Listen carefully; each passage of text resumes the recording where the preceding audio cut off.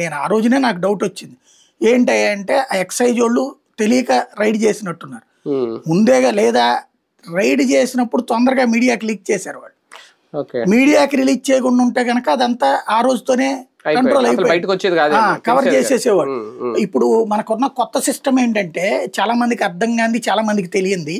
చట్ట ప్రకారం మనం కొన్ని మార్పులు చేసాం. ఇప్పుడు వీళ్ళు అంటుంటారు చూడండి, రేషన్ బియ్యం రేపు పొద్దున మీరు ఒక 3 ఏళ్ల తర్వాత అడిగారు అనుకోండి రేషన్ బియ్యం ఏంటని చెప్పి, మేము 1,00,000 లారీలు పట్టుకున్నాం ఇదిగో అని చూపెడతారు. ఆ లారీలకు ఏం పెట్టారో తెలుసు చట్టం, పెనాల్టీ వేసి వదిలేయాలి అంతేగాని వాళ్ళని ఇదివరకు మళ్ళీ లారీ సీజ్ చేయడానికి లేదు, ఇసక్కైనా లారీ సీజ్ చేయడానికి లేదు, పెనాల్టీ వసూలు చేయాలి. అది కూడా ఎంత, ₹1 నుంచి 10,000 రూపాయల లోపు వసూలు చేయాలి అంతే, అంతకుమించి వసూలు చేయడానికి వీల్లేదు. కాబట్టి రేపు పొద్దున కోర్టులు అడిగినా అంటే వీళ్ళు కోర్టులకు కూడా భవిష్యత్తులో కోసం ప్రిపేర్ అయిపోయారు. ఇప్పుడు ఎవడన్నా పిల్లు వేసాడు, ఇసుక విపరీతంగా తింటున్నారండి, డబ్బులకి అమ్ముకుంటున్నారండి అని చెప్పేసి అవునా అని కోర్టు నోటీస్ ఇస్తుంది. అవునండి మేము పట్టుకున్నాం అట్లాంటి వాళ్ళని, అట్లాగే చట్టబద్ధంగా జరుగుతుందని చెప్తారు.